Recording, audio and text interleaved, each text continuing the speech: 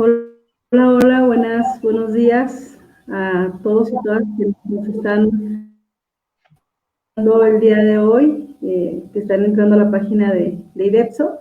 Bueno, como les comentamos en la semana pasada, el día de hoy continuamos con nuestros conversatorios semanales y el día de hoy uno de los integrantes, Julio Gallardo, bueno, pues nos estará contando un poquito de sus reflexiones en cuanto al valor que tienen los seres humanos en tiempo de coronavirus. Esperamos que puedan, igual que la semana pasada, participar, sus puntos de vista, exponer sus dudas, sus inquietudes, para hacer de este tercer conversatorio un espacio de reflexión, un espacio en el que podamos interactuar y, bueno, pues construir nuevas reflexiones. Entonces les doy la palabra a mi compañera Paola para que haga la presentación del maestro Julio. Hola, buenas tardes. Les comento, Julio es licenciado en Psicología por la Universidad Autónoma de Nuevo León. También es maestro en Psicología Social de Grupos e Instituciones por la Universidad Autónoma Metropolitana, Unidad Xochimilco. Es asesor de desarrollo de marca y gestión de recursos humanos para diversas empresas y ONGs. Es también miembro del Padrón de Evaluadores Externos del Instituto de Evaluación de Políticas Públicas en el Estado de Durango y, por supuesto, también es integrante del equipo IDEPSO. Muy bien. Bueno, pues vamos a darle entonces la palabra a nuestro compañero Julio. Bien, gracias Lucy, Pau. Un gusto estar con ustedes y con todos nuestros amigos, compañeros, colegas, seguidores acá. Hace un par de años tuve la oportunidad de impartir una clase de historia. Y ustedes dicen, pues, ¿qué hace un psicólogo social impartiendo historia? Lo más chistoso es que esta oportunidad que tuve fue para estudiantes que aspiraban a entrar a la universidad. Y me comentaban que era complicado para ellos entender la historia, porque ellos la percibían como algo totalmente ajeno. Para poder comprender la modernidad, les tuve que explicar lo siguiente. Sí se escucha todo, ¿no? Sí, claro. Perfecto, gracias. Problemas con la tecnología. Para que ellos pudieran comprender en qué consiste la modernidad, les puse el siguiente ejercicio muy sencillo. Les dije, eran un grupo como de 30 estudiantes, y les dije, imaginen su trabajo soñado. ¿Cuánto ganarían al año al tener su trabajo soñado? Pero el truco es que todos me tenían que dar una sola cifra. Y llegaron a una cifra muy común, muy normal. Mi trabajo soñado es ganar $1,000,000 al año. Suena bastante bien, es $1,000,000. Luego les dije, bien, ahora les puse la imagen de Jeff Bezos. Jeff Bezos es el propietario de Amazon. Les dije, ¿cuántos años tendrían que trabajar ganando $1,000,000 al año para ser igual de ricos que Jeff Bezos?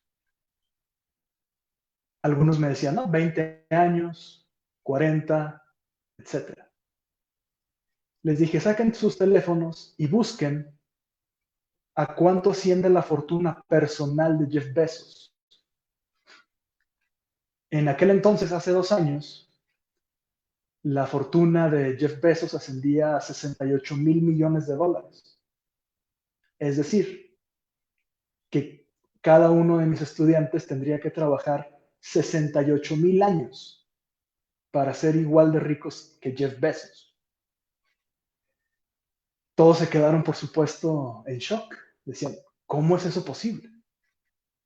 Yo les dije, bien, ¿por qué Jeff Bezos tiene $68,000,000,000? ¿Trabajó por sus $68,000,000,000? Y algunos decían sí, otros decían no. Por supuesto que Jeff Bezos debe ser muy trabajador, no lo sé. Pero no se trata de qué tanto trabajo hagas, sino de cuál es la estructura de valores simbólicos, y ahorita vamos a profundizar en eso,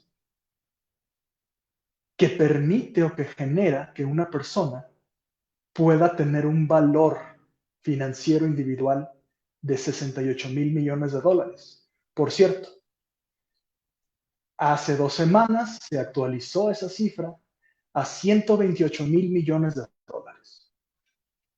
Es decir, que esos chicos tendrán que trabajar 128,000 años para ser igual de ricos que Jeff Bezos en su trabajo soñado. ¿Qué pasa con esto? Entendemos o partimos de 2 realidades. Uno, el concepto de valor, y por supuesto traigo este tema a propósito del día de hoy, que es el Día del Trabajo. El concepto de valor es un concepto que se construye socialmente. No hay un valor inherente ni de los objetos, ni de la naturaleza, y por supuesto tampoco del trabajo. ¿Bien?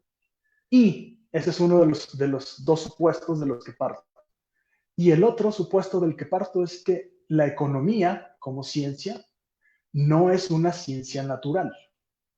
Es una ciencia social y por lo tanto está sujeta a marcos de significados específicos y a estructuras ideológicas específicas. Bien, en este sentido no es, como se nos ha dicho culturalmente por décadas, que el sistema o la economía es lo que es y está más allá de nuestro control. ¿Ok? Partiendo de esto, tenemos que hacer un pequeño recorrido por las distintas teorías del valor a lo largo del tiempo. ¿Por qué? Porque desde que la modernidad nos ha instado a analizar el significado de las cosas, y ahorita vamos a profundizar también con lo de semiótica, nos damos cuenta de que el concepto de valor no está fijado ni en el tiempo ni en el espacio, sino que ha ido evolucionando a lo largo del tiempo. Bien, ¿cuáles son las teorías del valor que han prevalecido? La primera sería la utilitaria. ¿A qué nos referimos con teoría utilitaria del valor? Es muy sencillo. Un objeto vale en tanto material más el trabajo humano para transformarlo. Por ejemplo, un tronco de madera se puede convertir en una cuchara. Esa es una de las teorías que prevaleció. La segunda, que surge con Adam Smith a partir de finales del siglo XVIII, es la teoría liberal del valor. Es decir, que el valor de un objeto se divide en 2 posibilidades, un valor de uso y un valor de cambio. El valor de uso es, uso mi cuchara para comer. El valor de cambio es, puedo ponerle un grabado muy bonito en el mango y puedo vender esa cuchara por un valor mayor al cual la adquirí. Esos son ejemplos sencillos de cómo entender estas teorías. La tercera teoría sobre el valor es la teoría laboral. Es decir, que única y exclusivamente el trabajo, entendido como fuerza de transformación, usado para transformar, valga la redundancia, un material, es el que determina el valor de ese objeto. Es decir, si yo trabajé 8 horas en ponerle ese bonito grabado a la cuchara, esa será la proporción que aumentará el valor de la cuchara. Porque no es lo mismo un niño de 10 años sin experiencia y sin expertise labrando o creando un grabado en una cuchara que un artesano con muchos años de experiencia. El valor fluctuará en ese sentido. Posteriormente, porque la teoría laboral o la teoría del valor del trabajo como único agente transformador, por supuesto está ligado a las propuestas de Carlos Marx, Después de Marx hubo un montón de teóricos de la economía y de las ciencias sociales en general, como ahorita vamos a ver, que revisaron su trabajo y lo acondicionaron, sobre todo a principios del siglo XX, para que respondiera a las necesidades intelectuales de la época. El valor de poder es aquel que está determinado por el control sobre los medios de producción por parte de un agente específico. Es decir, quien tiene el control de los medios de producción es el quien dicta de facto el valor de un objeto. Como vemos, es mucho más complejo que esto, pero estamos haciendo un recorrido breve para explicar por qué el valor no es tan objetivo o tan natural como creemos. Finalmente, después de la Segunda Guerra Mundial, surgen los conceptos llamados subjetivos del valor. Es decir, que no se trata de un agente de poder específico que controla o que dicta lo que valen las cosas, sino que hay fuerzas necesariamente confluentes, pero no necesariamente en conflicto, que determinan el valor de un objeto. Por ejemplo, si yo con esa cuchara que uso y que le aumenté el valor al grabarla, la pongo a competir en el mercado, probablemente si es la que subjetivamente se considera la mejor hecha, o subjetivamente, y aquí está el truco, alguien atribuye un valor mayor al de los competidores del mercado, es decir, las otras cucharas, entonces esa cuchara tendrá un valor n veces mayor al que solo las condiciones, entre comillas, objetivas de un mercado de competencia perfecto, como hablan los economistas, tendrá. ¿A qué nos referimos con esto? Es muy sencillo. El ejemplo clásico en economía es el del agua y los diamantes. Todos necesitamos agua. No todos necesitamos diamantes. Sin embargo, los diamantes valen mucho más que el agua. ¿Cierto? El problema ahí es que en términos de necesidad, el agua tiene un valor superior. Pero en términos de uso, de estatus, dígase simbólico, los diamantes, por supuesto, son mucho más valiosos, al menos desde el punto de vista del mercado. ¿Qué pasa entonces en la modernidad? Por supuesto, ya hemos hablado, con el equipo IDEPSO, hemos hablado de la precarización actual del valor del trabajo. Pero en contexto de la pandemia es muy importante resaltar que el trabajo ha recobrado su valor. ¿Cómo? Simple. Los mercados a nivel mundial, los mercados de valores están cayendo, pero no hay escasez. El petróleo se está cayendo, incluso a precios negativos, pero no hay escasez. Los bienes materiales o pierden su valor o se están almacenando y pudriendo, pero no hay escasez. Entonces, ¿qué es lo que va a generar esta crisis de la que todo el mundo habla? Muy sencillo, no hay trabajo. Y no me refiero a que no haya empleo, aquí tenemos que hacer una distinción muy específica.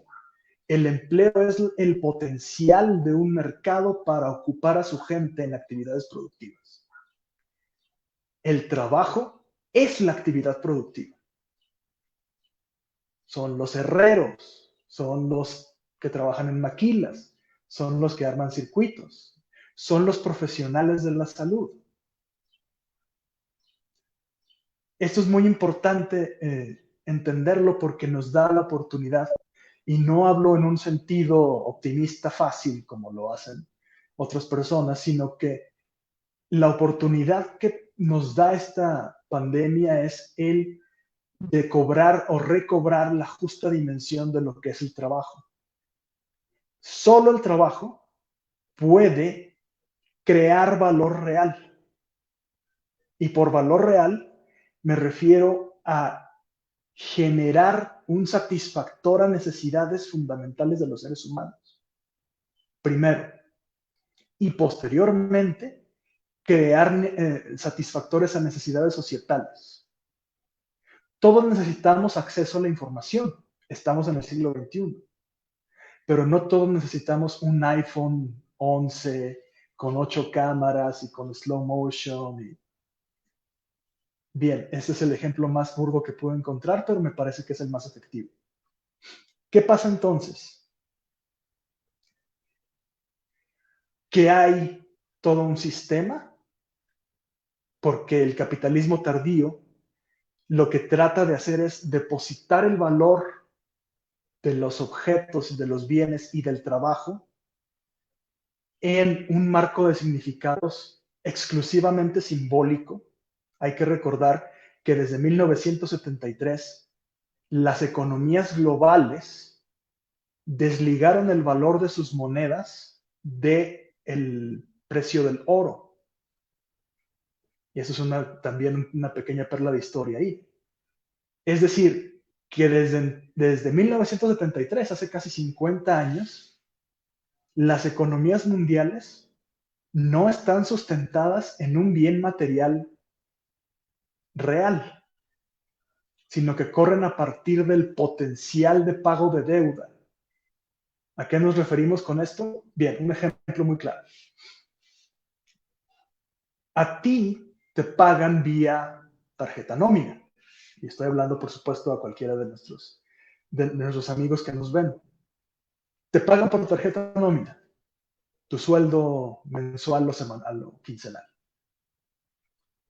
Y entonces tú recibes un mensaje de texto en tu celular. Depósito a tal cuenta, tanto dinero. Bien.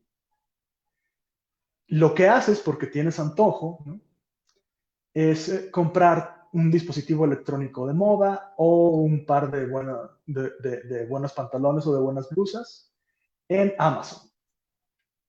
Y entonces vas a la página de Amazon, seleccionas el producto que quieres comprar, das clic, en 2 días, si son eficientes, te llega, o en un día te llega a tu casa.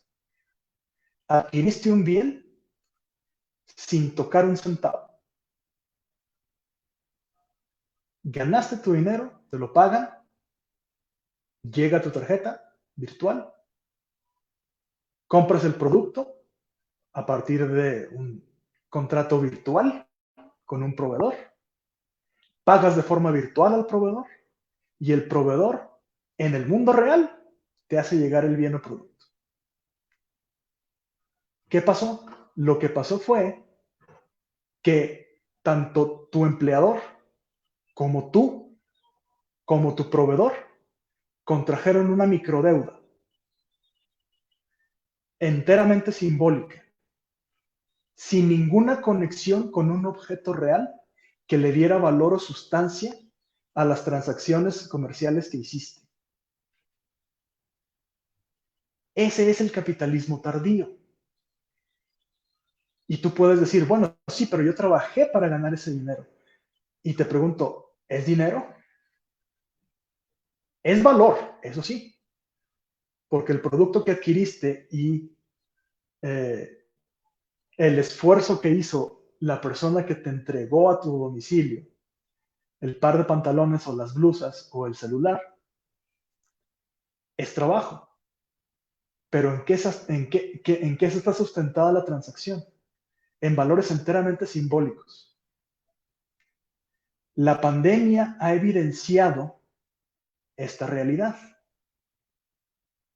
Porque siempre que hay una crisis en el capitalismo, existe todo un sector, que ahorita también vamos a desmentir, llamado clase media, que es el que sufre, que es por cientos de miles o millones las personas que pasan de poder hacer este tipo de compras a no poder hacerlas, a tener que ir al tianguis o buscar otro tipo de oportunidades de adquisición de bienes materiales.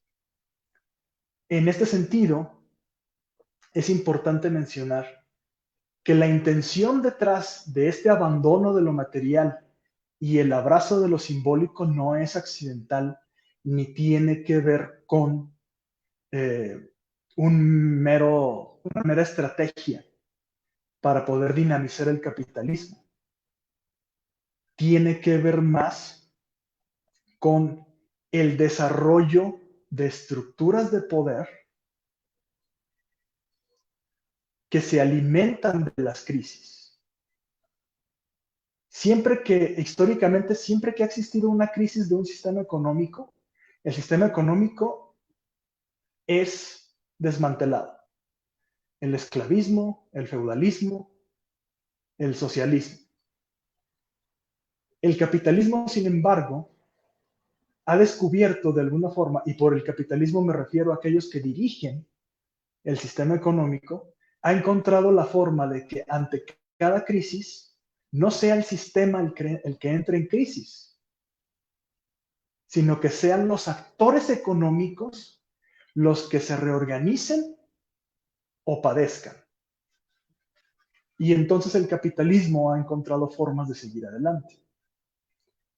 Por ejemplo, en Estados Unidos, hace menos de un mes, todos los grandes consorcios y corporaciones recibieron $1 trillón, que es, por supuesto, una cantidad estratosférica de dinero.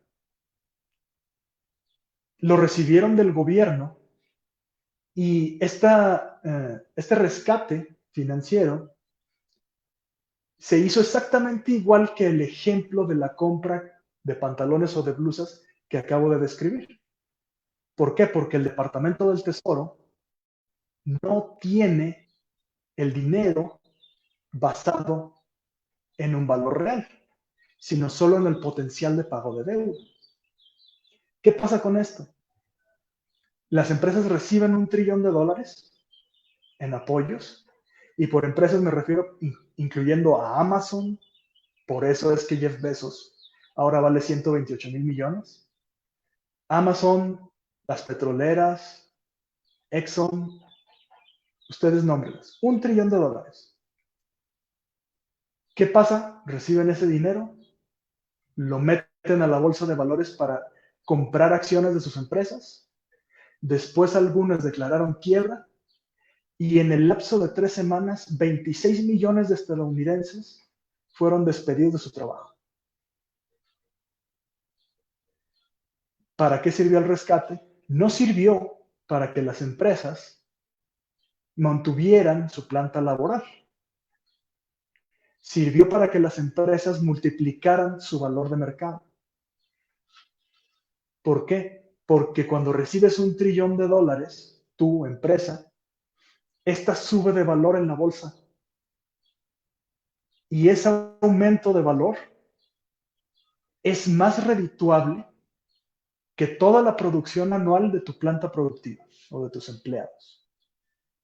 Es decir, en ese sentido, el valor de una empresa se desvincula completamente del trabajo y del producto que supuestamente es la razón de ser de una empresa. Originalmente las empresas tenían como último fin crear un producto, venderlo, obtener ganancias y crecer a partir de las ganancias.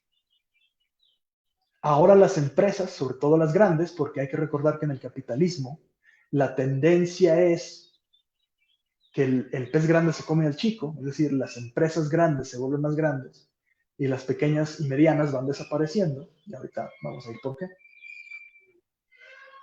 En ese sentido, ya no se trata del producto primario.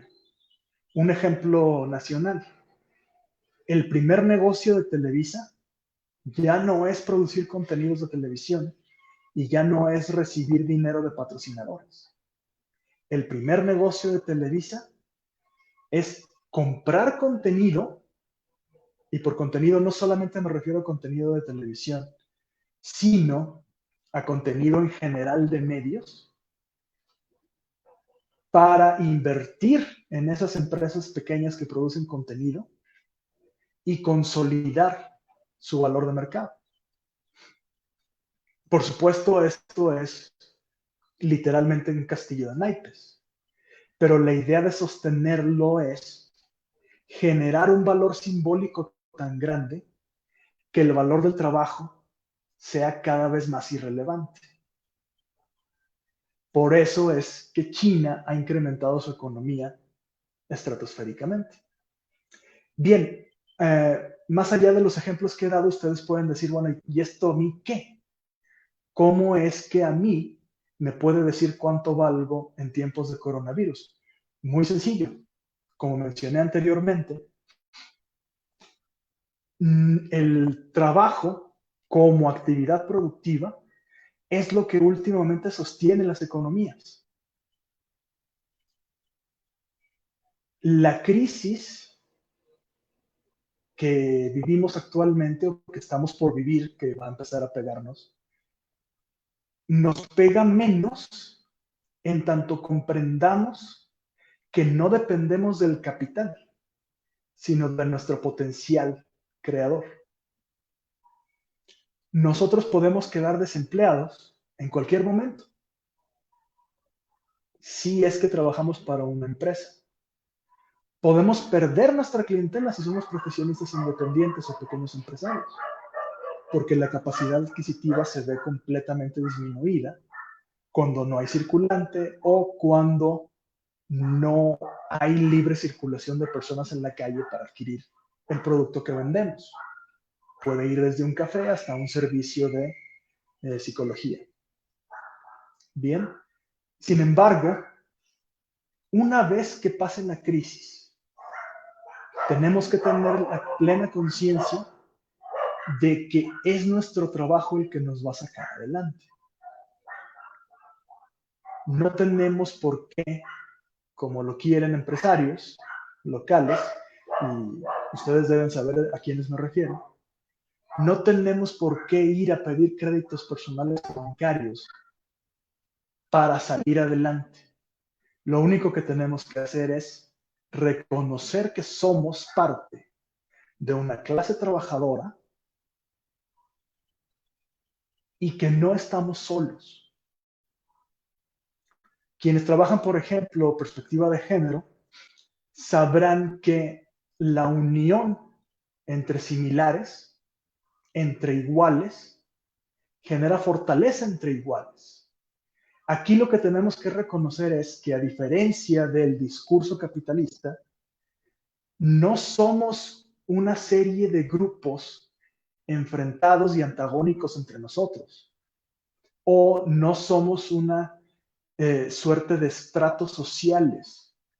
Si tú que nos estás viendo no tienes influencia directa en una cadena de producción, si no, y por influencia directa no me refiero nada más a que si no compro esto, si hago boicot a un supermercado, el supermercado va a sufrir. No, me refiero a que si no tienes el poder suficiente para determinar una cadena productiva o para generar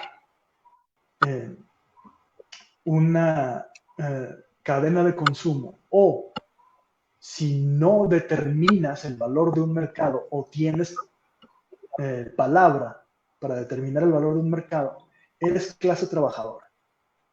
La clase media es un constructo ideológico para separar a unos trabajadores más especializados de otros que no lo son tanto. En ese sentido, si nos damos cuenta de que todos, sin importar si somos profesionistas independientes, trabajadores de maquila, comerciantes informales, ustedes pueden decir la profesión o el trabajo o el oficio que quieran, nos damos cuenta de que somos igual clase trabajadora y que somos parte del mismo equipo, se puede generar primero una identificación. Y a partir de la identificación, no de clase, sino de especie, porque somos parte del mismo equipo, y la pandemia nos brinda esa oportunidad también de identificarnos como parte de una misma especie. Si hacemos eso, en vez de solamente consumir, porque, ojo, al vivir en la época de la información es una forma de consumo también. pero si logramos generar identificación, tenemos una base específica y muy real, tanto como el oro, que ya nos sirve para medir la capacidad económica de un país, tenemos la posibilidad de crear una nueva realidad económica para nosotros. Es decir, de reconectarnos con la realidad material del trabajo. Bien, ¿cómo podemos hacer esto? Primero, no se trata de salir de la Matrix.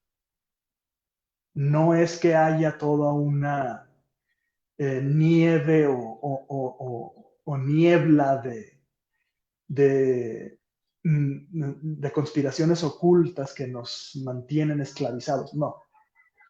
El poder capitalista y el discurso capitalista está en todos lados, pero no está oculto, está totalmente abierto. Y lo podemos encontrar desde los videos motivacionales y los conciertos que hacen las celebridades, hasta los insistentes llamados de los empresarios para que les den dinero, porque ellos son a los que hay que rescatar en época de coronavirus. No, hay que darnos cuenta de que ese discurso y de que ese sistema está en todos lados y nos orienta ¿a qué? Al consumo. Consumo capitalista tardío entendido como contratación constante de deuda. Y hablamos desde deberle a un Electra hasta hacer lo que mencioné en el ejemplo de la compra que hicimos en Amazon. Bien, lo más básico de todo ello es entender lo siguiente. Uno, las empresas, por definición, y esto no es un juicio de valor, las empresas no tienen conciencia moral. No son responsables socialmente y no tienen por qué serlo. Conceptualmente y por definición, las empresas tienen solo un objetivo: ganar dinero. Esto es una realidad evidente. ¿Qué pasa con esto? Las empresas insisten en que son responsables socialmente, insisten en que se unen solidariamente para resolver cualquier crisis o para festejar o celebrar valores que son percibidos como universales, pero esto se trata de relaciones públicas. ¿Por qué? Porque el difundir que las empresas comparten valores universales, un ejemplo muy claro de ello es la defensa del medio ambiente, porque desde un par de años a la fecha, las empresas y corporaciones son las que están en la primera línea de combate contra el cambio climático. No, no están. Pero dicen estarlo como una estrategia amplia de relaciones públicas para presentarse como parte de la solución y no como parte del problema. Y hablamos desde la pandemia hasta el cambio climático. ¿Por qué hacen esto? Es muy sencillo. Recuerden la única prioridad específica de las empresas: ganar dinero. Esta prioridad y esta realidad hace que nosotros, de alguna u otra forma, adquiramos esa impronta y usemos términos para referirnos a nosotros mismos que en cualquier otro contexto histórico nunca usaríamos. ¿Cuánto vale tu hora, hombre? Por ejemplo, los profesionales de la psicología usamos mucho ese término para establecer una tarifa o un emolumento para nuestra sesión de psicoterapia. ¿Cuánto vale tu hora, hombre? No, 500 pesos. Yo cobro 400. Bien. Es la consideración de nuestro trabajo como un valor de cambio. Pero, a diferencia de simplemente escudriñar en el mercado para determinar cuánto es adecuado cobrar por una sesión de psicoterapia, las grandes corporaciones buscan formas cada vez más diversas de multiplicar sus fuentes de ingresos. Imaginen que un psicoterapeuta es absolutamente capitalista y es, como empresa, tiene la misión específica de ganar dinero. ¿Qué haría el psicólogo empresa? Sencillísimo. Cobro 500 pesos por una sesión de psicoterapia y hago que mi cliente firme una responsiva o un deslinde de responsabilidad legal para yo poder transmitir en vivo la sesión de psicoterapia, subirla a mi canal de YouTube con comentarios, poder monetizar esas sesiones de terapia, ¿sí? Y entonces, en vez de ganar 500 pesos con una sesión de psicoterapia, gané 5,000 o gané 10,000 o gané a partir de 10,000 vistas todo lo que pueda ganar. Ese es el objetivo de la empresa privada actual, ese es el objetivo del capitalismo. Ustedes entonces preguntan, ¿esto es trabajo? Técnicamente sí, pero ¿a qué se asocia ese trabajo? ¿Qué es lo que sostiene el valor de ese trabajo? ¿A algún objeto material? No. Lo sostienen estructuras que son, uno, extractoras de bien y de valor real, y dos, transformadoras de ese valor real en valor simbólico. Y entonces la economía actual y el capitalismo actual se vuelven autorreferenciales. Como mencionaba Foucault, en el capitalismo, a diferencia de otros regímenes o de otros sistemas políticos y económicos, el capitalismo no busca ocultar lo que hace, busca inscribirlo en nuestra subjetividad e incluso en nuestros cuerpos. Bien, Byung-Chul Han hablaba de sujeto del rendimiento como esta experiencia del cuerpo y del performance y de lo que el sujeto hace para producir. Pero el concepto de producir no es un concepto en sí mismo, es decir, no es un concepto soportado ontológicamente, sino que está vinculado, irreparablemente vinculado a algo. ¿Qué es ese algo? ¿Producir para quién? O si hablamos desde el humanismo, ¿producir para qué? Las personas trabajamos para sostenernos, para satisfacer nuestras necesidades básicas, casa, comida, sustento. El capitalismo actual presupone, erróneamente, que los seres humanos ya pasamos esa etapa y que no solamente buscamos la satisfacción de bienes, de necesidades reales y la obtención de bienes necesarios, sino que los sustituimos con bienes simbólicos. El ejemplo clásico que probablemente a algunos de nuestros amigos que nos ven les viene a la mente es esta casa muy humilde, sin piso, sin techo, apenas con electricidad, pero que tiene una pantalla plana. Bien, esta pantalla plana, que por cierto cada vez son más baratas, no está ahí por accidente y no está ahí por frivolidad de la persona de escasos recursos que no tiene para ponerle piso a su casa, pero sí para comprar una pantalla. Es el ejemplo clásico de, uno, la precarización de la realidad material, y dos, la exaltación de los bienes simbólicos, no solo los bienes de estatus, sino los bienes que me permitan conectarme a la realidad que el sistema capitalista me plantea. Eso Foucault lo llamó biopolítica. Esa pantalla plana que está en esa casa humilde no solamente es un valor propiedad, entre comillas propiedad, porque le va a tomar como 3 años pagarlo, de esa persona que la posee o que la usa. Ese televisor genera un valor para todas las compañías que contratan los servicios de esa ensambladora Sony, perdón, esa ensambladora o manufacturera de televisiones, dígase Netflix, dígase Amazon, dígase Facebook, empresas que tienen como principal producto, comillas, la información. ¿Por qué? Porque los Smart TVs o televisores inteligentes están fabricados y programados de tal forma que no solamente proveen entretenimiento, no son pantallas huecas, sino que informan a estas empresas que pagan por ese servicio, informan sobre los hábitos de consumo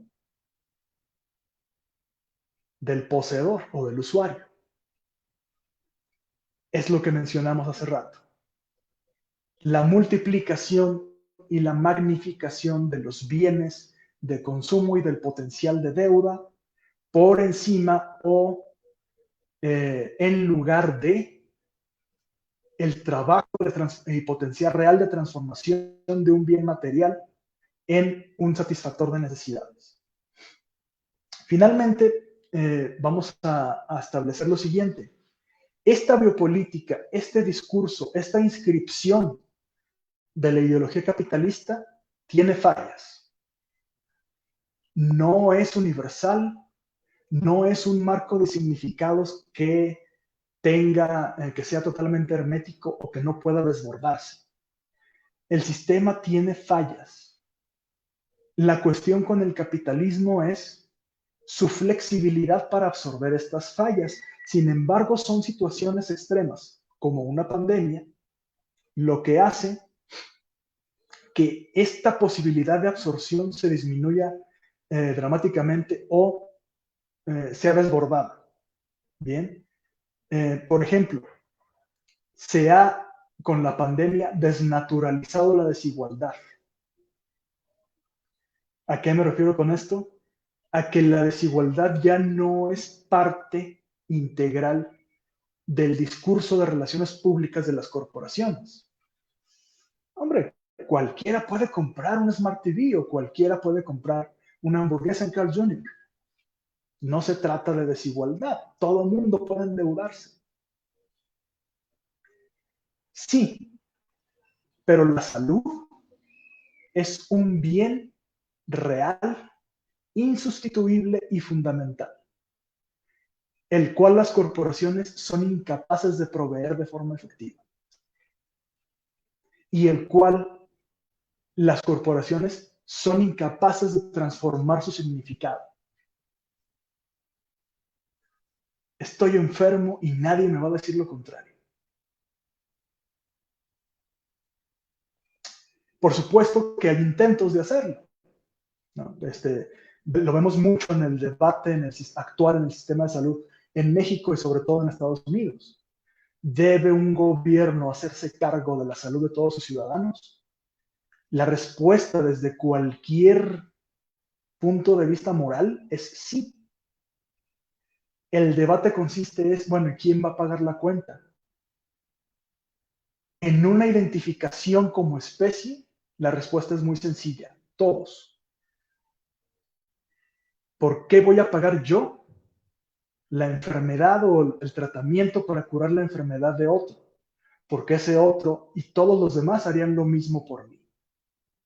Eso es la revalorización, tanto de las relaciones entre seres humanos, como no es un escape, sino un desborde de la lógica capitalista. ¿Qué pasa entonces? Que con la salud específicamente no puede haber aspiracionismo. No podemos apostarle a ser Jeff Bezos, porque tendríamos primero que trabajar 128,000 años para ser, y contando, para ser él. Pero tenemos que volver a naturalizar la realidad. ¿Cuál es la realidad? Hay bienes, hay actividades y hay condiciones de los seres humanos que son completamente tangibles y materiales. Nosotros somos reales.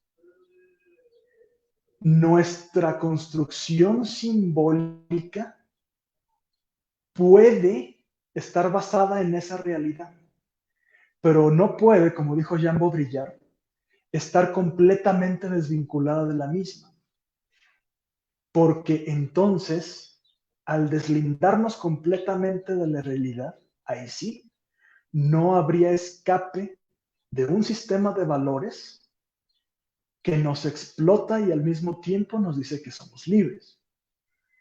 Y tampoco habría en nuestro día a día una conexión mínima con lo que nos hace realmente humanos, que es, como dijo Kierkegaard, el potencial o la posibilidad de sentir dolor, de identificarnos con el dolor y de establecer un vínculo positivo con el dolor ajeno.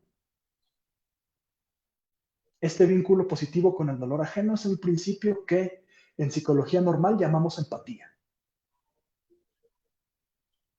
Ponernos en los zapatos del otro. Entonces, para recapitular, podemos decir que el valor de los seres humanos en tiempos de coronavirus está resurgiendo y se está reconectando con la realidad objetiva de que, uno, nuestro equipo se llama humanidad, somos seres humanos.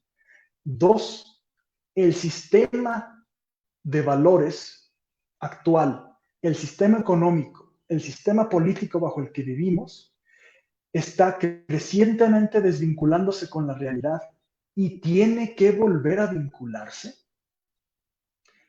Y finalmente, y esto es para los profesionales en la psicología, colegas que nos hacen favor de vernos y escucharnos, nosotros tenemos como misión generar ese lazo entre el ser humano individual, su subjetividad, las estructuras simbólicas que el capitalismo construye en ellos y que deben transformarse, y el valor real de nuestra condición humana. Volver a vincularnos con nuestra tierra, con nuestra familia, con nuestra no clase social, sino fraternidad humana. No en el sentido humanista, sino en la identificación de lo que yo deposito en los otros y en lo que los otros construyen en y hacia mí. Para terminar, cuando estábamos en la facultad, mis compañeros y yo, hace muchos, muchos años, un profesor nos hizo, muy inteligente y quien quiero enviar un saludo, Rodolfo Álvarez del Castillo. Él nos hizo una pregunta que muchos maestros nos hacían. Y por supuesto él la hacía desde un enfoque distinto, la hacía como trampa. Y decía, bueno, ¿y ustedes por qué quieren ser psicólogos? Por supuesto las respuestas no fueron muy distintas y eran muy inocentes, estábamos jóvenes. No eran muy diferentes a lo que decíamos siempre. Queremos ayudar a la gente, queremos brindar salud mental a las personas, todo lo que decíamos. El profesor muy cínicamente se rió y nos dijo, pero ustedes son perros del sistema, para eso están estudiando aquí. Por perros del sistema quería decir agentes normalizadores y adaptadores al sistema. Hablamos de, por supuesto, el sistema económico y político que nos guía hasta el día de hoy. Y entonces una compañera muy inteligentemente le respondió algo que lo descolocó un poco. Y le decía, bueno, sí, pero también podemos ser perros de ellos. Es decir, no normalizar y adaptar, sino normalizar hacia una nueva normalidad. una normalidad que no responda al sistema, sino responda a la especie humana. De esto hace casi 18 años y lo recordé justo ayer en la noche. Es posible para los profesionales, no solo de la psicología, sino de las ciencias sociales, en vez de ser perros del sistema o agentes del sistema, volvernos agentes de la gente. Y con eso lo dejaría agradeciendo mucho y esperando sus comentarios.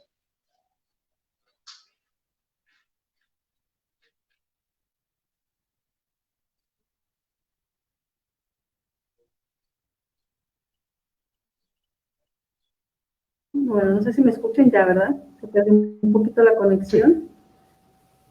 Sí. Me parece que ya. Sí.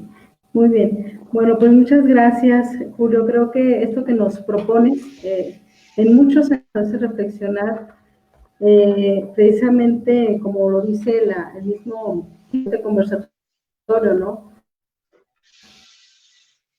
¿Cuál es el más en este tiempo a partir de la contingencia, sino en ciertos momentos de crisis, ¿no?, de disruptiva que ha habido? Y sobre todo me parece de valorar mucho este lugar en donde colocas precisamente al saber psicológico y sobre todo al saber en el marco de las ciencias sociales, ¿no? Yo por ahí tengo algunas preguntas, por supuesto ya vi otras acá en Facebook que nos va a hacer el favor nuestra compañera Paola de comentar un poquito más adelante, invitando también a quienes están por ahí sintonizándonos, bueno, pues que puedan hacer preguntas, comentarios, que puedan por ahí compartirnos tus inquietudes. Y yo te tendría un par de preguntas, Julio. Sobre todo en esta parte que decías, que nos comentabas al final, que me parece, además, que es algo que muchos podemos compartir, ¿no? Tú ya lo anunciaba la respuesta, pero igual a lo mejor ampliarlo un poquito más. ¿Cuál sería entonces el lugar que el psicólogo, ¿sí?, el psicólogo va a tener en esos momentos? Yo creo que todos nos estamos dando cuenta que se han abierto múltiples espacios en donde el psicólogo ahora está generando una nueva forma precisamente de posicionarse a través de los medios, a través de las redes sociales, a través de espacios virtuales de atención, ¿sí? Lo hemos visto cómo han ido como manifestándose, cómo han ido ampliándose, sobre todo en este tiempo. A mí me causa un poco de temor también precisamente esta forma de pensar que la intención de muchos colegas pueda ser solamente la parte del dinero, ¿no? No sé, de pronto veo tantas cosas en redes sociales que me hace pensar, bueno, ¿cuál es la intención de todas estas acciones? Quiero pensar siempre en la forma positiva, ¿no? La intención de aportar desde nuestros saberes, desde nuestra experiencia. Pero a partir del planteamiento que nos haces, ¿cuál crees que sea el lugar del psicólogo en este momento en cuanto precisamente al valor que le puede dar al ser humano? Pero también, ¿cuál crees que está haciendo? O sea, idealmente, ¿cuál sería y cuál crees que está haciendo? Bueno, idealmente sí ya mencioné un poquito esta cuestión. En vez de volvernos ¿Sí? agentes de un sistema, volvernos agentes de las personas. Voy a jugar un poco con el concepto freudiano. Freud acuñó la cura del habla. Yo pienso que para los psicólogos, en este contexto específico, nuestra cura es la escucha. No para los pacientes, no para las personas con las que hacemos nuestro trabajo, sino para nosotros. Nuestra cura es la escucha. Vamos a desestructurar los marcos epistémicos bajo los cuales hacemos los diagnósticos y vamos a trabajar escuchando primero. Porque en esa escucha vamos a poder identificar no solamente angustias, sino estructuras que condicionan y que en muchos sentidos producen esa angustia. Pero si despojamos a la escucha de esta de este default clínico y dejamos que la clínica entre después, vamos a poder encontrar otras coordenadas y las coordenadas nos las da la gente. Para mí esa sería como la alternativa principal, porque las condiciones bajo las cuales las personas acuden a psicoterapia antes y después de esta crisis son distintas y tenemos que despojarnos de las posturas previas para empezar a ubicarnos en otros lugares. Ok, muy bien. Yo creo que, bueno, podremos dar continuidad precisamente a esto que nos comentas a partir de las preguntas que nos están haciendo por Facebook y, por supuesto, a las inquietudes también que tenga nuestra compañera Paola, mientras yo también voy organizando mis ideas a partir de algunas notas que tomé también en relación a lo que nos compartes y volvemos entonces. Pau. Ok.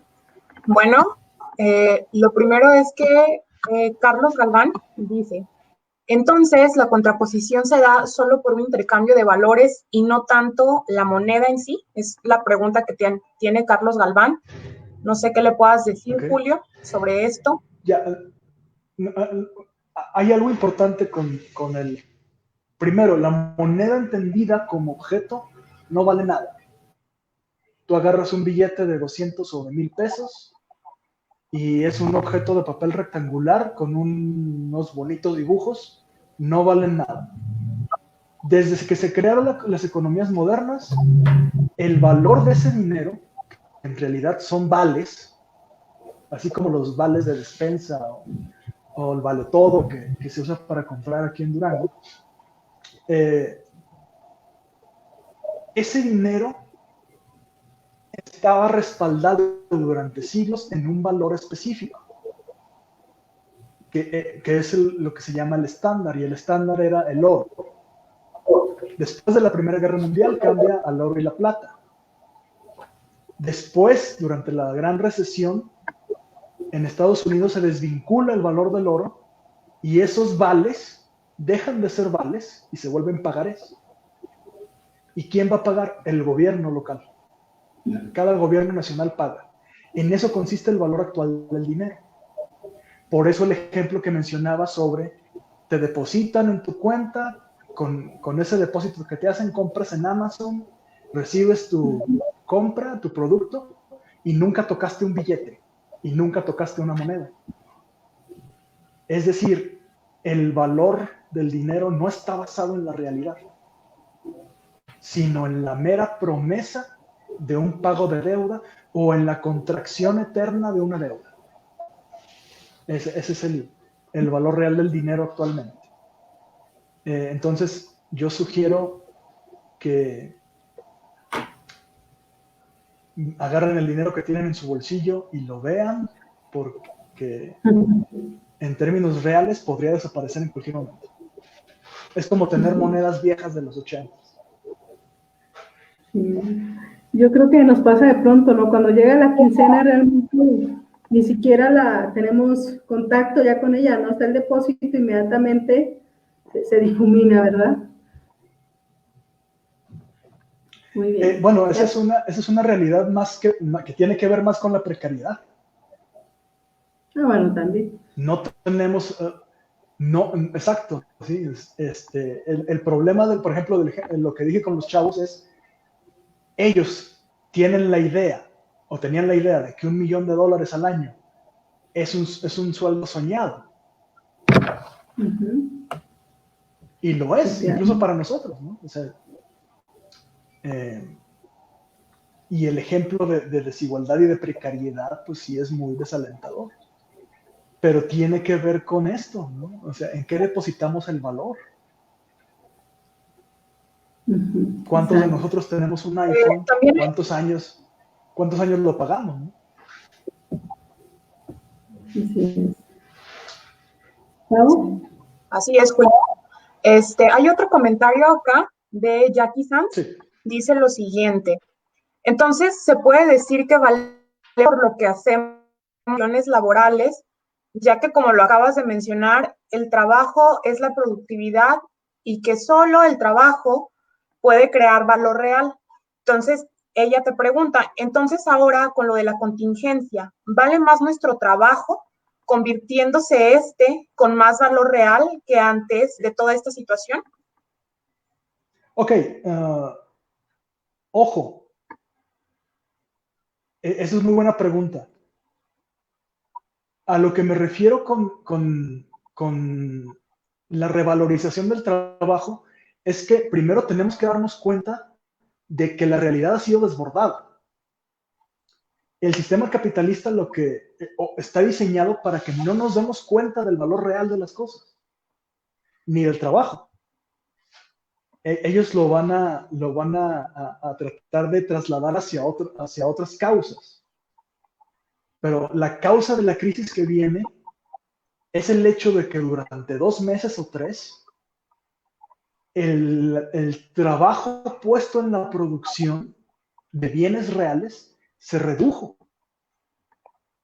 Y esto genera, en cualquier otro sistema, generaría un colapso irremediable en la economía. En el capitalismo no lo hacen. ¿Por qué? Porque precisamente los valores financieros ya no están conectados con la realidad. Es como cuando te dicen, yo invertí 100,000 pesos en una empresa que producía mesas y ya no hay madera para producir mesas, pero yo sigo ganando dinero. ¿Por qué? Porque el valor especulativo de la empresa, es decir, el dinero que está en la bolsa, ese sigue creciendo. ¿Por qué? Por razones mágicas. No sé si quede claro. El asunto con el trabajo actualmente es que el trabajo es lo que causa el colapso de las economías y el trabajo es lo único que nos va a permitir salir adelante. Si te acaban de despedir de tu chamba o si tú como profesional independiente ya no tienes clientes o tú como microempresario ya no puedes sostener tu café o tu restaurante porque ya no tienes clientes, la única opción que nos queda es identificarnos, tanto el profesionista como el comerciante, como el trabajador, el obrero, y unirnos y crear una nueva cadena de producción.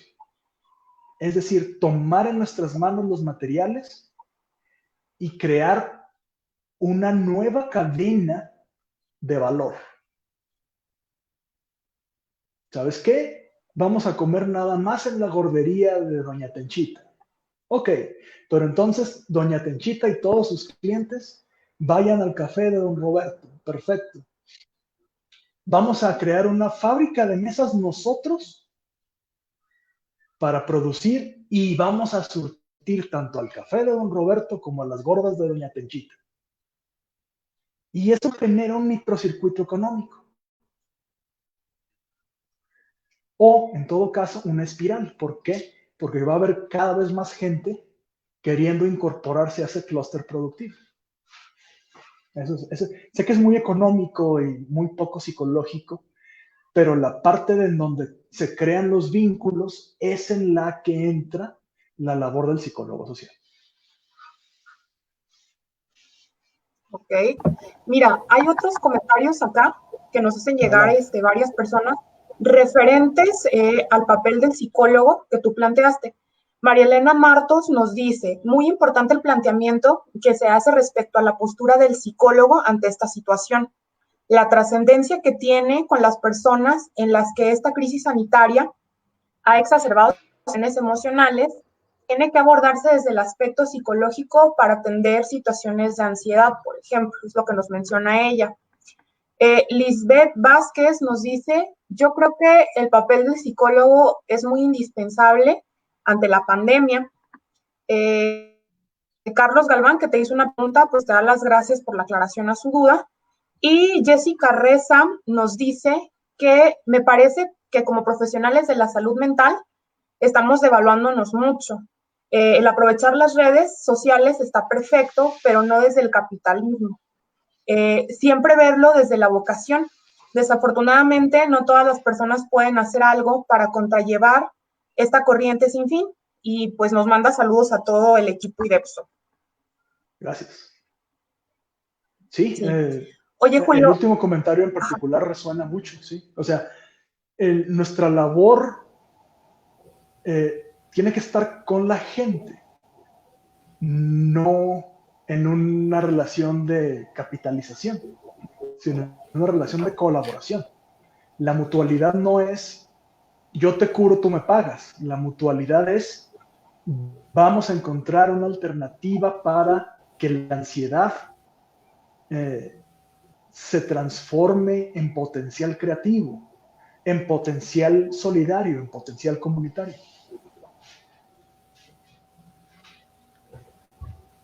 Sí. Yo tengo como un duda, comentario, no sé si tú no lo pudieras extender un poquito más. ¿Qué pasa con la presión que se está poniendo ahorita sobre el trabajo que no era remunerado anteriormente? Porque creo que se ha intensificado. ¿Qué nos puedes decir al respecto? Porque ahorita el trabajo no remunerado anteriormente está como toda la presión ahí, toda la presión sobre el cuidado, toda la presión sobre esta parte, por ejemplo, de las amas de casa. De eso, ¿qué nos puedes decir? Muy buena pregunta y observación. Primero, el trabajo no remunerado es trabajo y tiene, en términos reales de producción material, el mismo valor que el trabajo más tangible que pueda haber. Acá el asunto de la no remuneración es truculento porque indirectamente el trabajo, sobre todo el trabajo doméstico, indirectamente sí es remunerado en términos de que el intercambio es no por efectivo líquido, sino por satisfactores específicos, casa, vestido, sustento, ¿no? Entonces hay una remuneración, o hay, no remuneración, pero hay un pago o una retribución indirecta por esa labor. Y forman parte de un factor económico. Efectivamente, en las condiciones actuales hay presión para este tipo de personas que realizan este trabajo. No hablamos solamente de personas que se dedican al hogar, sino al sostenimiento del hogar, sino a trabajadores voluntarios. Ahí escucho un feed ahí.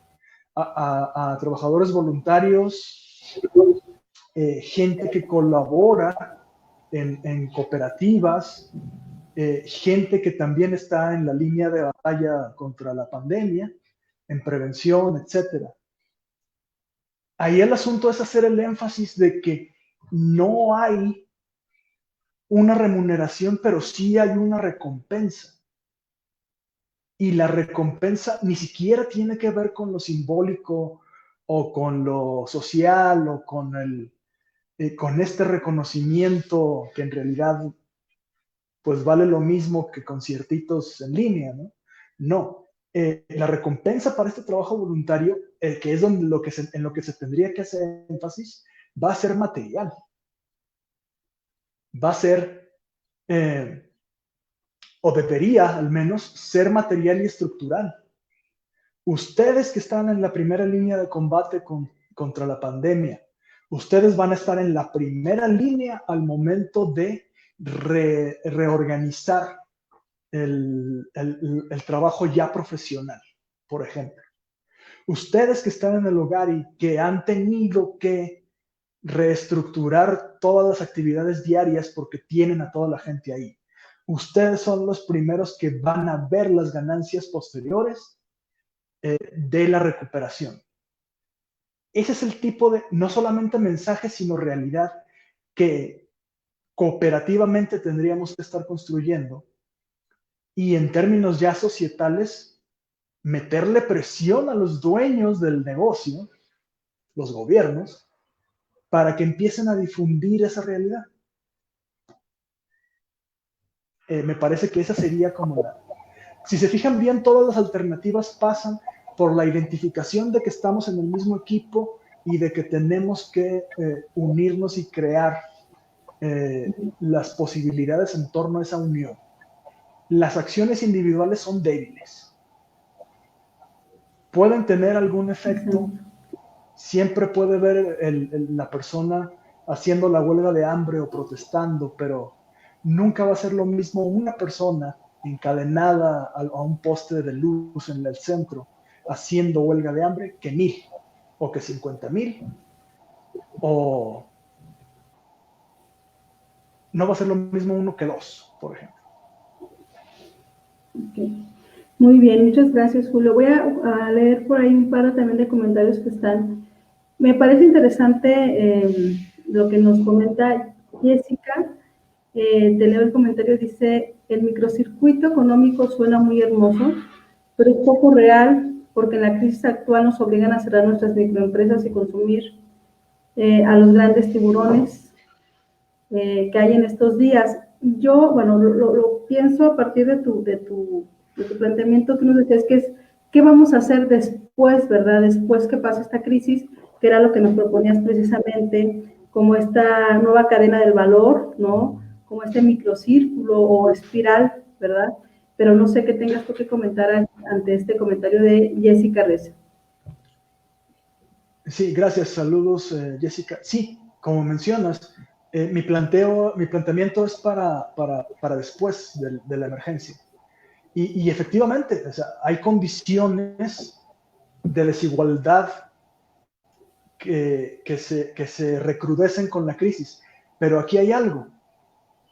El discurso dominante en cuanto a lo económico es que vivimos bajo un sistema de libre mercado. Pero no hay ninguna otra forma real de libertad más que la libertad económica. Si no estamos en condiciones de competir con una megacorporación, entonces no hay libre mercado. Tenemos que empezar a crear la realidad del libre mercado. ¿Sí? La cuestión, por ejemplo, es esa. Uno puede poner su negocio, pero si no hay consumo, no hay negocio. Así es. Por eso es importante la creación de redes. Las redes no son solamente de producción, sino de consumo. Sí. Sí. Muchas gracias, Julio. Hay por ahí otras inquietudes. Jackie Sainz dice, bueno, pues muchas gracias por responder mi pregunta. Dice, la verdad que escuchando todo esto que han mencionado, es un tema muy importante, interesante en estos momentos, y sería muy bueno y provechoso que otras personas pudieran ver esto desde esta perspectiva. Hay una reflexión. Denle like, compartan, todo eso. Sí, sí, sí. Carlos Galván hace una reflexión bien interesante, dice, en cuanto a la estrategia de solución, se propone una identidad social. Creo que las ideas de Tacfel presenta una estructura semejante a lo abordado, ya que esto involucra procesos individuales, procesos grupales y sociales, que es el contexto que determina que unos grupos sean valorados más que otros, más o menos positivamente, y las motivaciones de las personas originadas hacia él y los grupos y su importancia. Claro. Esa es muy buena reflexión. Estoy de acuerdo con muchos de los planteamientos de Tacfel, excepto en la cuestión de la direccionalidad, porque él plantea precisamente que partimos de lo individual hacia lo societal. No. Ahí tendría que ver esta cuestión de conectémonos primero, transformémonos después. Fuera de ello, sí son buenas coordenadas para generar la reflexión. Ok, muy bien. Hay otras dos finales que dice, bueno, la respuesta de revalorizar el valor comercial, apoyarse unos y otros para activar la economía entre comercios locales, propiciando el consumo. En estos, para enfrentar la crisis económica, me parece muy positivo, además de crear empatía entre iguales y de cobrar la seguridad para trabajar en una futura estabilidad. Eso nos lo comenta María Elena Martos. Y finalmente, nuevamente, Carlos Galván dice, ligada al conocimiento de pertenencia al grupo que denomina como humanidad, cómo unificarlo en un mismo equipo. Me parece que se refiere a estas últimas reflexiones en donde nos decían, bueno, somos del mismo equipo, ¿no? En la unión, precisamente en esas acciones individuales, pues realmente no ganamos mucho, son de pronto por ahí acciones que a lo mejor con mucha fuerza pueden avanzar, pero realmente sabemos que solos sería muy complicado, ¿no? La idea de redes, que lo mencionabas hace rato, y en algún momento que lo reflexionábamos en alguna de las reuniones, ¿verdad? Ese sentido de pertenencia, ese sentido de comunidad, nos ayudaría mucho a enfrentar este tipo de situaciones. Sí, No sé si... de hecho, perdón, gracias. De hecho, para hacerlo muy conciso, tenemos que pasar de una política de la identidad a una práctica de la identidad. Es decir, despojarnos de categorías excluyentes y generar o sea, no tenemos por qué ser una comuna hippie, pero sí despojarnos de categorías como la de hippie y ver las coincidencias basadas en la materialidad en todas las personas o en prácticamente todas las personas. Esto es lo que nos puede ayudar a deshacernos de estas estructuras excluyentes y sin esta carga de prejuicios incluso, crear nuevas redes, nuevas estructuras, porque las estructuras sociales son rápidamente seguidas por estructuras económicas. Así es, muy bien. No sé si, Pau, quieras hacer algún comentario para ir cerrando. Sí, bueno, después de escuchar a Julio y de ver todo lo que está sucediendo, creo que el cuidado sobre la vida se está haciendo pues cada vez más visible, ¿no? Pero también con esta importancia del cuidado de la vida, pues empiezan a ser notorias las desigualdades en las que estamos, ¿no? Desigualdades de todo tipo, y ahorita que es Día del Trabajo, también yo pienso en las desigualdades en cuanto a la división de trabajo, ¿no? Porque no deja de estar marcada la parte de la división sociosexual, por ejemplo, de los trabajos, de esta carga que sigue estando ahí, y también yo creo que del descuido que socialmente le hemos dado a lo que hace falta para sostener la vida, ¿no? Esta situación de pandemia, yo creo que nos hace reflexionar en eso, en todas estas condiciones sociales que, pues, si ponemos bien el foco, pues no estaban como muy listas para sostener la vida, ¿no? Entonces, esa es como mi reflexión. Me quedo mucho con la invitación a pensar en el trabajo en conjunto, ¿no? No solo como individuos, que ya vimos que no es que no se pueda hacer, se puede, pero a la larga los resultados pues no son iguales que cuando lo hacemos en grupo, y no solamente en lo económico, ¿no? También en la salud, también en otro tipo de problemas que ahorita son visibles, como la violencia, por ejemplo.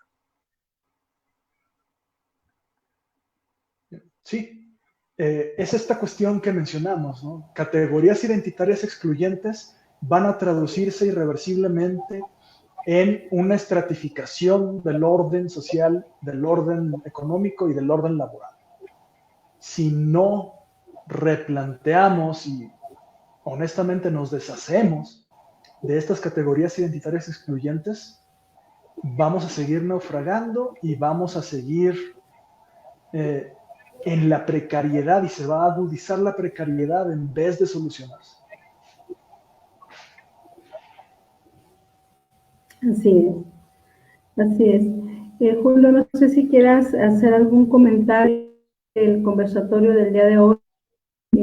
Agradezco a uno de las personas que hicieron algunas reflexiones y que de alguna manera permiten, ¿verdad?, pensar todo esto de manera distinta. Antes de darte la palabra, un comentario de María Elena Marcos, para leer el último comentario, que no nos quede ahí. Dice, esta es una oportunidad de replantearnos cuál es nuestro verdadero valor como seres humanos. Debemos reflexionar sobre los cambios urgentes en nuestra manera de vivir. Muchas gracias, María Elena, por tus comentarios. Y bueno, te vuelvo contigo, Julio. No sé, ¿alguna idea para cerrar? ¿Alguna aportación final? Claro, más que nada agradecer, por supuesto, a ustedes y a y a las personas, nuestros amigos y amigas que amablemente nos vieron. No trato de invitar a la reflexión, sino de provocar esta ruptura con estructuras que quizá ni siquiera sabíamos que teníamos. El título del conversatorio fue una provocación para que las personas pensaran en qué tanto vale un ser humano.